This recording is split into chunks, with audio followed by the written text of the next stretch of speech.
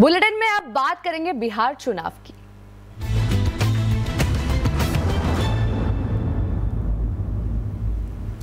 तो प्रधानमंत्री नरेंद्र मोदी के कटिहार की रैली में आरजेडी और कांग्रेस पर तीखा हमला बोला है। उन्होंने रैली को संबोधित करते हुए कहा कि आपके माता पिता ने एक वोट देकर जंगल राज से सुशासन राज लाया, अब आप लोग एक वोट डालकर बिहार को समृद्ध बनाइए। मेरी एक बात याद रखनी है, आपका एक वोट, आपका एक वोट बिहार को जंगल राज से सुशासन राज में लाया है। अब आपका एक वोट बिहार को समृद्ध बनाएगा। बिहार में कनपट्टी पर कट्टे को लेकर सियासत गरमाई हुई है। जी हां, प्रधानमंत्री मोदी ने तेजस्वी यादव और कांग्रेस को लेकर जो बयान दिया उस पर विपक्ष की ओर से पलटवार हो गए हैं। तेजस्वी यादव ने कहा है कि जिसकी जैसी सोच वैसी भावना। गुजरात में पीएम मोदी आईटी की बात करते हैं और बिहार में कट्टे की बात करते हैं, तो कांग्रेस अध्यक्ष मल्लिकार्जुन खड़गे ने भी पीएम मोदी के बयान को लेकर हमला बोला। प्रधानमंत्री जी की भाषा सुनिए, आज तक हम किसी प्रधानमंत्री को इस तरह की भाषा हम लोगों ने नहीं देखी है। कट्टे की बात करना, गुजरात में जाएंगे तो फैक्ट्री की बात करेंगे, सेमीकंडक्टर फैक्ट्री की बात करेंगे, आईटी पार्क की बात करेंगे, डेटा सेंटर की बात करेंगे। अब बिहार आएंगे तो कट्टे की बात करना, कैसी बातें करते हैं प्रधानमंत्री। वो जो कह रहे हैं ये सब झूठ है। कोई बंदूक लेके तुम्हारे को चीफ मिनिस्टर बनाओ कहता भी नहीं और कहेगा भी नहीं। कांग्रेस ऐसे चीजों को कभी किसी के साथ व्यवहार नहीं किया। तो आरा की रैली में प्रधानमंत्री नरेंद्र मोदी ने कनपट्टी पर कट्टे को लेकर किया बयान दिया था, आपको सुनाते हैं। नामांकन वापस लेने से एक दिन पहले बिहार में बंद कमरे में गुंडागर्दी का खेल खेला गया था। कांग्रेस कभी नहीं चाहती थी कि सीएम पद पर आरजेडी के नेता का नाम तय हो, लेकिन आरजेडी ने भी मौका छोड़ा नहीं।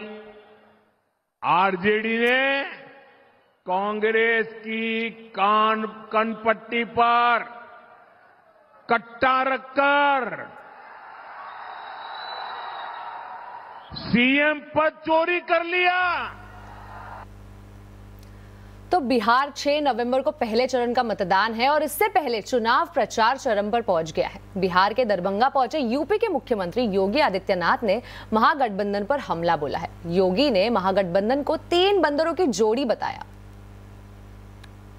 इंडी गठबंधन के 3 और बंदर आ गए। ये 3 बंदर पप्पू, टप्पू और अप्पू के नाम पर। पप्पू सच बोल नहीं सकता, अच्छा बोल नहीं सकता, टप्पू अच्छा देख नहीं सकता और अप्पू सच सुन नहीं सकता। इन लोगों को एनडीए सरकार के द्वारा किए गए विकास दिखाई नहीं दे रहे। तो योगी के बयान पर कांग्रेस प्रवक्ता पवन खेड़ा ने पलटवार किया है। उन्होंने इसे हनुमान जी का अपमान बताया है। इंडी गठबंधन के 3 और बंदर आ गए। ये 3 बंदर पप्पू, टप्पू और अप्पू के नाम पर। पप्पू सच बोल नहीं सकता, अच्छा बोल नहीं सकता, टप्पू अच्छा देख नहीं सकता। तो गृह मंत्री अमित शाह ने महागठबंधन पर करारा प्रहार किया है। उन्होंने मुजफ्फरपुर की रैली में कहा है कि अगर बिहार में महागठबंधन की सरकार बनी तो अपहरण, रंगदारी और खून मंत्रालय बनाए जाएंगे। अगर फिर से लालू के बेटे सीएम बनते हैं तो बिहार में 3 नए मंत्रालय खुलेंगे। एक मंत्री बनेगा अपहरण का इंडस्ट्री चलाने वाला मंत्री, दूसरा बनेगा रंगदारी चलाने वाला मंत्री और तीसरा बनेगा अपहरण और खून को बढ़ावा देने वाला मंत्री। तो वही अमित शाह के बयान पर कांग्रेस सांसद प्रियंका गांधी ने पलटवार किया है। उन्होंने कहा है कि मोदी सरकार को एक अपमान मंत्रालय बना देना चाहिए ताकि उन्हें दी जाने वाली गालियों को रिकॉर्ड रखा जाए। मेरा सुझाव ये है कि वो एक नया मंत्रालय बना दे और उसका नाम रखे अपमान मंत्रालय। क्यों? अच्छा सुझाव है पप्पू जी। एक अपमान मंत्रालय बना दे ताकि उनका समय व्यर्थ ना हो। वो बड़ी बड़ी सूचियां निकाल देते हैं कि हमें इसने गाली दी, उसने गाली दी, इसने हमारा अपमान किया। तो खुद क्या बैठ के सूची बनाएंगे? अपमान मंत्रालय बना देगा। और जब आप अपनी नौकरी, अपने रोजगार के लिए धरना प्रदर्शन करोगे और उनको लगेगा कि देश का अपमान हो रहा है क्योंकि कोई सवाल उठा रहा है, तो अपमान मंत्रालय बुला ले आपको।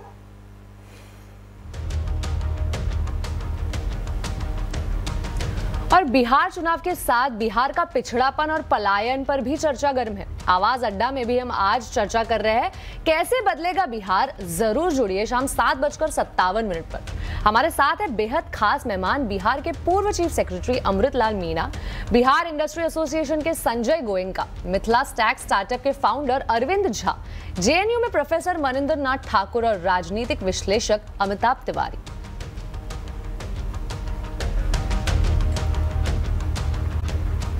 बात करेंगे आज के बाजार की। कारोबारी हफ्ते का पहला दिन बाजार के लिए उतार चढ़ाव भरा रहा है। सेंसेक्स निफ्टी की फ्लैट क्लोजिंग हुई है और सेंसेक्स 40 पॉइंट चढ़ा तो वही निफ्टी 41 पॉइंट की बढ़त हासिल की। इसके अलावा मिड कैप स्मॉल कैप शेयरों में भी खरीदारी रही। बाजार में आज कैसा रहा है कारोबार, बता रही है कंचन नौटियाल। तो हफ्ते का पहला कारोबारी दिन आज काफी ज्यादा वॉलेटाइल मूवमेंट हमें देखने को मिला था, लेकिन उसके बाद अगर हम देखें तो सेंसेक्स, बैंक निफ्टी और साथ ही साथ निफ्टी में एक फ्लैट क्लोजिंग देखने को मिली है। But at the same time अगर बात करें मिड कैप की और स्मॉल कैप की तो ये बढ़त के साथ बंद हुए हैं। इसके बाद अगर सेक्टर स्पेसिफिक अप्रोच देखी जाए तो ऑयल एंड गैस में एक अच्छा खासा रुझान बना हुआ था, लेकिन अगर बात करी जाए आईटी पैक की तो यहाँ पे थोड़ा सा जो मामला है वो पस्त साइड पे दिखाई दिया। अब बात करते हैं डायरेक्टली कि स्टॉक स्पेसिफिक एक्शन आज के सत्र में किस तरीके का दिखाई दिया। देखिए श्रीराम फाइनेंस यहाँ पे खबरों के लिहाज से काफी दमखम दिखा और 6.5% की तेजी देखने को मिली। टाटा कंज्यूमर नंबर्स के बाद अच्छा खासा रुझान। अपोलो हॉस्पिटल्स एंड महिंद्रा की बात करी जाए तो नंबर्स से पहले की ये तेजी हमें दिखाई दी है। अब बात करते हैं लूजिंग पॉकेट की। देखिए मारुति सुजुकी यहाँ पे अपडेट्स आए थे अक्टूबर की सेल्स के, उसके बाद ये रुझान देखने को मिला है। हालांकि अपडेट्स अच्छी साइड पे आए थे। आईटीसी में थोड़ा सा प्रेशर, टीसीएस में प्रेशर और लार्सन टूब्रो में भी हमें थोड़ा सा प्रेशर जो है निफ्टी के अंदर दिखाई दिया है। अगर बात करी जाए मिड कैप के बढ़ने वाले की, देखिए यहाँ पे वोडाफोन आइडिया को लेके वापस से खबरें बनती हुई बाजार में नजर आई है, जिसके बाद इंडस स्टार में अच्छा खासा रुझान देखने को मिला है। एबी फैशन एंड रिटेल में अच्छी खासी तेजी। फिनिक्स मिल्स की अगर यहाँ पे बात करें तो नंबर्स आए थे, नंबर्स काफी रोबस्ट साइड में है, जिसके बाद 4% का इजाफा और एल&टी फाइनेंस में भी अच्छी खासी तेजी आज के सत्र में देखी गई है।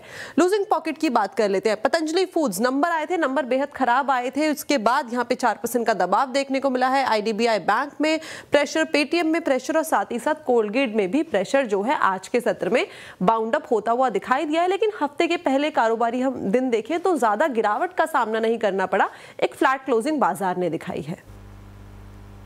तो डायमेंशंस कॉर्पोरेट फाइनेंस सर्विसेज के मैनेजिंग डायरेक्टर अजय श्रीवास्तव ने मार्केट आउटलुक पर चर्चा की। इस दौरान अजय श्रीवास्तव ने कहा कि टियर 2 बैंकों की जबरदस्त री रेटिंग हो सकती है। इन्वेस्टेड है एक्सचेंज में कि देखिए ये पॉलिसी डिसीजन अफेक्ट करते रहेंगे प्राइसेस को। बट अगर आप थोड़ा सा लॉन्ग टर्म देखेंगे, 5-6 साल का होराइजन देखेंगे अगर इन कंपनियों में, ये मोनोपोली है। नई कंपनी एक्सचेंज आ रही है, छोटी सी कंपनी आ रही है, बट आपने देखा है बीएससी को कितने साल लगे मार्केट कैप जनरेट करने के अंदर में और एनएससी से वॉल्यूम खींचने में कम से कम 30 साल, जबकि लीडरशिप थी बीएससी के एक टाइम पे। तो इस इंडस्ट्री में फायदा एक है कि इसमें ज्यादा प्लेयर आ नहीं सकते हैं, जबरदस्त रीरेटिंग हो सकती है, because not only the fact कि आप ये कंपटीशन जनरेट कर रहे हैं इंडस्ट्री के अंदर में, बट ये लार्जर प्लेयर आपको ग्लोबल फॉर्मेट के ऊपर में ले जाके खिला सकते हैं। मेरे हिसाब से रीरेटिंग होगी और बहुत ही अट्रैक्टिव अपॉर्चुनिटी है जो टेक ओवर बैंक्स है उसमें इन्वेस्ट करने की। कुछ नहीं करना, आपको पिगी बैक करना है बस। तो बाजार का फोकस आज ऑटो कंपनियों पर रहा है। दरअसल अक्टूबर में ऑटो बिक्री शानदार रही है। जीएसटी कट और फेस्टिव सीजन डिमांड का असर ऑटो बिक्री पर दिखा है। आंकड़ों की पूरी जानकारी दे रहे हैं सुदर्शन कुमार। अगर जो पहले बात करें तो ये पहला मंथ ऐसा है जहां पे आपको फेस्टिव सीजन का, जीएसटी रेट कट का, सारी चीज़ों का इम्पैक्ट देखने को मिला है। अगर जो एक लाइन में बोलेंगे तो सेल्स अच्छा है। सरप्राइजिंगली एक सेगमेंट जिसने सबसे ज़्यादा आउट परफॉर्म किया है वो है कमर्शियल व्हीकल सेगमेंट।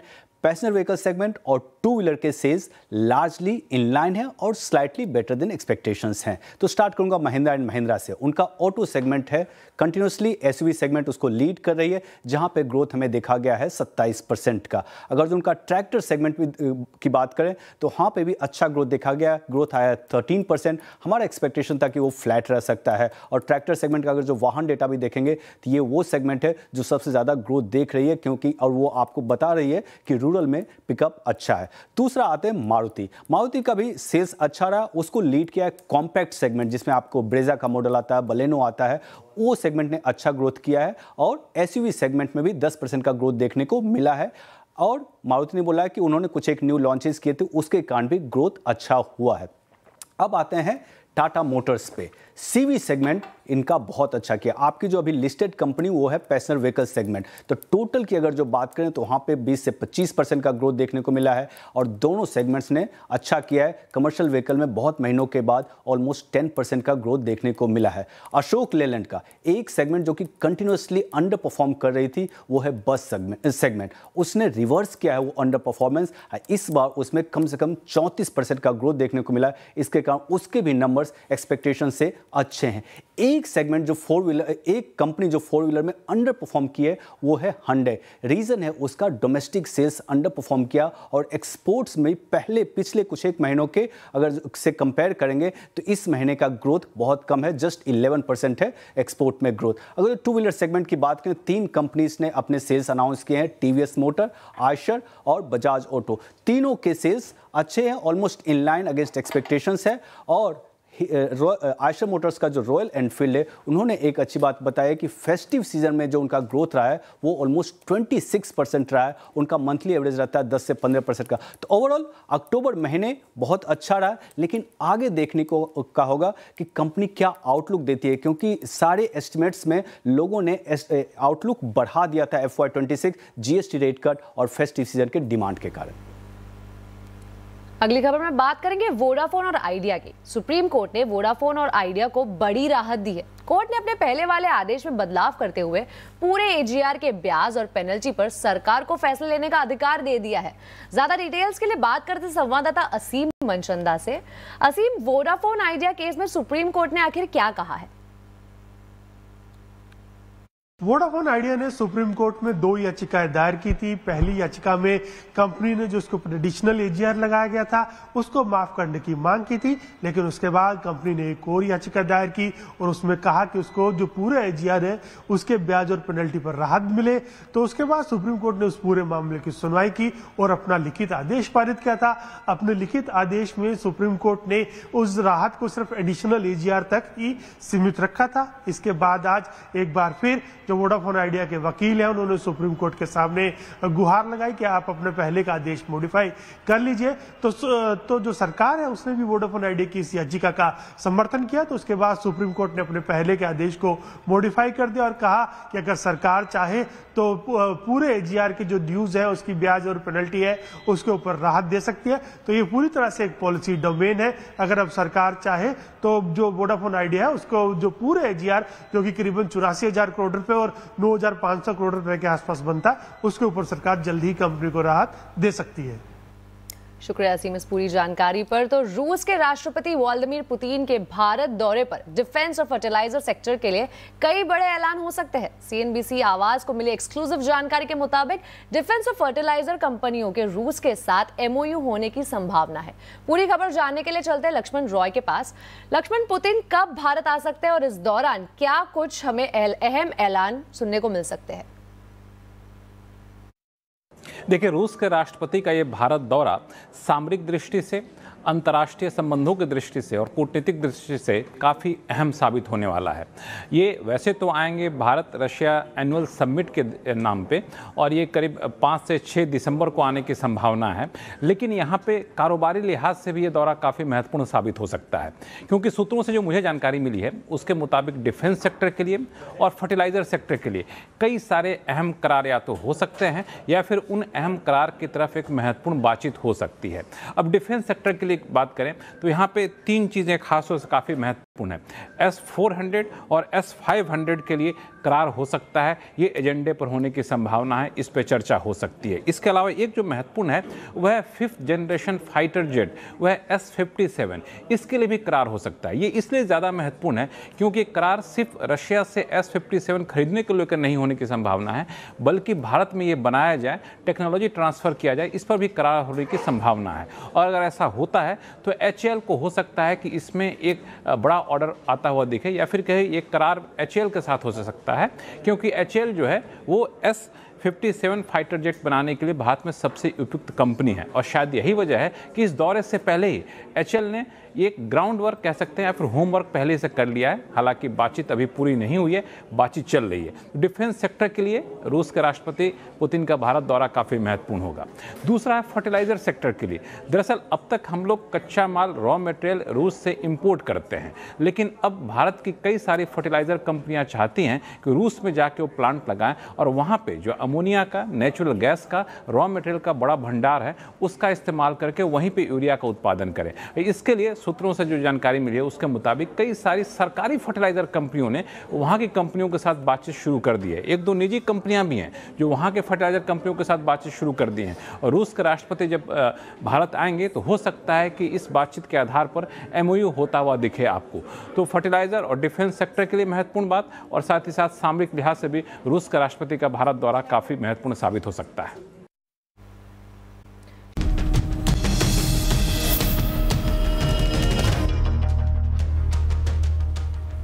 ब्रेक के बाद फिर से स्वागत है आपका आवाज समाचार में। तो देश में लगातार बढ़ते घोस्ट एयरपोर्ट्स, यानी ऐसे हवाई अड्डे जहां आज तक कोई उड़ान शुरू ही नहीं हुई, सरकार के लिए अब ये चिंता का विषय बन गए हैं। अब केंद्र सरकार ने स्थिति को सुधारने के लिए एयरलाइंस के साथ बैठक की है और उन्होंने ऐसे एयरपोर्ट से उड़ान शुरू करने के निर्देश दिए हैं। क्या है ये पूरा मामला, बता रहे हैं रोहन सिंह। जी, देश में ऐसे कई सारे एयरपोर्ट्स हैं जहां या तो उड़ानें नहीं भरी जा रही हैं या जहां पर पैसेंजर नहीं है। करीब 1 दर्जन ऐसे एयरपोर्ट्स हैं जहां पे पिछले 1 साल में एक भी पैसेंजर ने उड़ान नहीं भरी है। आमतौर पे ऐसे एयरपोर्ट्स को गोस्ट एयरपोर्ट्स कहा जाता है। इसके अलावा एयरपोर्ट अथॉरिटी ऑफ इंडिया के आंकड़ों की ही माने तो करीब 22 ऐसे एयरपोर्ट्स हैं जो नॉन ऑपरेशनल की कैटेगरी में आते हैं, यानी कि जहां किसी ना किसी कारण से उड़ान अगर शुरू भी हुई तो वो बंद हो गई या फिर उड़ान कभी शुरू ही नहीं हुई। कुल मिला के जो एक्सपर्ट्स की अगर माने तो करीब 30 से ज़्यादा एयरपोर्ट्स ऐसे हैं जो या तो गोस्ट की कैटेगरी में आते हैं या फिर नॉन ऑपरेशनल की कैटेगरी में आते हैं और जहां से उड़ानों की जो शुरुआत है वो नहीं हो पा रही है। कुछ नाम अगर मैं बताना चाहूँ तो रक्सौल, मुजफ्फरपुर, दीसा, वेल्लोर, वारंगल, या फिर उत्तर प्रदेश में देखें तो चित्रकूट, कुशीनगर, आजमगढ़, मुरादाबाद, ऐसे कई सारे एयरपोर्ट्स हैं जहाँ इंफ्रास्ट्रक्चर रेडी है लेकिन उड़ानें नहीं हैं। लेकिन अब सरकार ने, सिविल एविएशन मिनिस्ट्री ने इसको रिवाइव करने के लिए एक योजना बनाई है। पिछले सप्ताह एक बैठक हुई, तमाम जो एयरलाइंस के रिप्रेजेंटेटिव थे उन्हें बुलाया गया, साथ ही एयरपोर्ट्स के रिप्रेजेंटेटिव शामिल थे। उनसे कहा गया कि वो इन एयरपोर्ट्स से उड़ान शुरू करने की व्यवस्था करें और सरकार उसके लिए उनकी पूरी मदद करेगी। अब फिलहाल सरकार जो है उड़ान के अगले चरण की जो है ड्राफ्टिंग कर रही है और इस बात की संभावना है कि वहाँ एक वायबिलिटी गैप फंडिंग जैसी व्यवस्था इन एयरपोर्ट्स के लिए की जाएगी। लेकिन तब तक जो एयरलाइंस है उनसे सपोर्ट मांगा गया है इस तरह के एयरपोर्ट्स को रिवाइव करने के लिए। अगली खबर में बात करेंगे दिल्ली की। तो दिल्ली एनसीआर में बढ़ते प्रदूषण के चलते घरों और ऑफिसों में इंडोर प्लांट्स की मांग बढ़ गई है, जिससे उनकी कीमतों में भी इजाफा हुआ है। खास तौर पर जो प्लांट्स हवा को शुद्ध करने में इंपॉर्टेंट माने जाते हैं, उनकी कीमत अब लगभग 400 रुपए प्रति प्लांट तक पहुंच गई है। इस बारे में ज्यादा जानकारी दे रही हमारी संवाददाता दीपाली नंदा। दिल्ली एनसीआर में बढ़ते प्रदूषण की वजह से इंडोर प्लांट्स की डिमांड भी बढ़ने लगी है। इस वक्त मैं मौजूद हूँ खान मार्केट की कमल नर्सरी में और यहाँ पर मैं आपको दिखाने जा रही हूँ वो इंडोर प्लांट्स जो आपके घर की हवा को शुद्ध करने का काम करेंगे।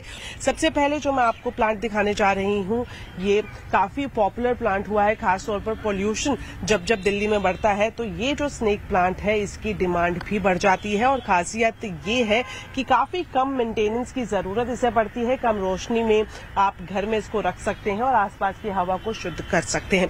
दूसरा प्लांट ये है मनी प्लांट। मनी प्लांट की बात करें तो ये अमूमन ज्यादातर घरों में पाया जाता है, तो ये भी हवा को शुद्ध करने का काम करता है। यहाँ पर मैं इसके प्राइस के बारे में बता दूं, इसका जो दाम है अमूमन जो मनी प्लांट है वो आपको 100-150 रुपए में मिल जाता है, लेकिन अब जो इसका दाम यहाँ पर है वो 250 रुपए तक पहुंच गया है। और वहीं से पहले जो स्नेक प्लांट मैंने आपको बताया इसका जो प्राइस है वो 650 रुपए है। अब ये जो आप देख रहे हैं इसे स्पाइडर प्लांट कहा जाता है। स्पाइडर प्लांट की जो पहचान होती है वो यही होती है कि इसके आसपास आपको हल्के रंग की लाइन दिखाई देती है। ये भी घर में जितने भी हार्मफुल टॉक्सिन्स हैं उनको रिमूव करने का काम करता है। कीमत है वो 200 से 250 रुपए के बीच में है। ये जो आप देख रहे हैं ये है पीस लिली। घना एक प्लांट होता है और आसपास की जो हवा है उसको शुद्ध करने का काम करता है। इसका जो दाम है वो 550 रुपए तक पहुंच गया है। अब आखिर में जो मैं आपको प्लांट दिखाने जा रही हूँ इसे एरिका पाम प्लांट कहा जाता है। और इसकी कीमत की बात करें तो जैसे इसकी डिमांड काफी ज्यादा बढ़ गई है तो इसका जो प्राइस है वो 850 रुपए तक पहुंच गया है। यानी कि जितने भी मैंने आपको इंडोर प्लांट्स दिखाए जो कीमत की अगर हम बात करें डिफरेंस जो आप देखेंगे वो जाहिर तौर पर 200 रुपए से लेकर 450 रुपए तक का डिफरेंस आ रहा है। इतने अगर हम कहा जाए कि ये प्लांट्स भी महंगे हो गए हैं। जो प्लांट्स पहले आपको कम रेंज में मिलते थे अब उनके दाम भी बढ़ने लगे हैं। दीपाली नंदा, दिल्ली।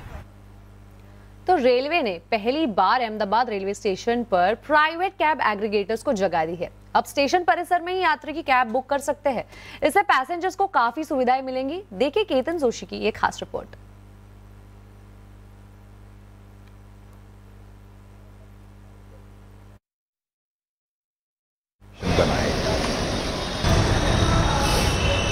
अहमदाबाद के मेन रेलवे स्टेशन कालूपुर में रोजाना 1.25 लाख यात्रियों का आवागमन होता है।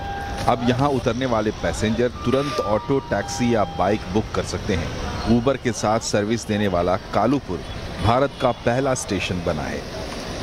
तो बुकिंग के लिए बाहर तक जाना पड़ता है और टाइम भी बहुत ज़्यादा लग जाता है। वो कभी ओला का बुकिंग करते हैं तो नहीं आती है, उबेर की करते हैं तो भी वो नहीं आते हैं, तो रैपिडो में जाना पड़ता है। लेकिन आज हम पहली बार जहाँ आए बूथ के ऊपर और हमने इन्फॉर्म किया हमको गांधीनगर जाने का है तो with in a minute book हो गया हमारा और टैक्सी भी आ गया और रेट भी रीजनेबल है हमारा वो, तो वी आर वेरी सेटिस्फाइड।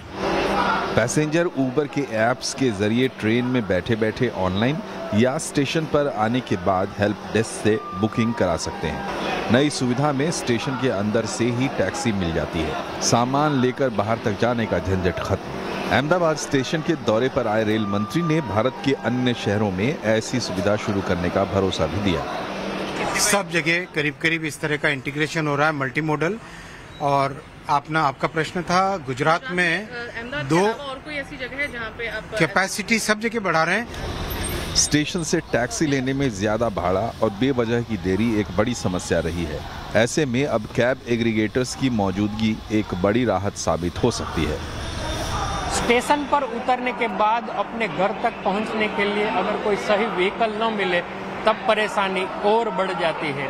ऐसे में अहमदाबाद की तरह अन्य शहरों में भी इस तरह की सेवाएं जल्द ही शुरू हो, ये सी पूरी संभावना है। केतन जोशी, अहमदाबाद।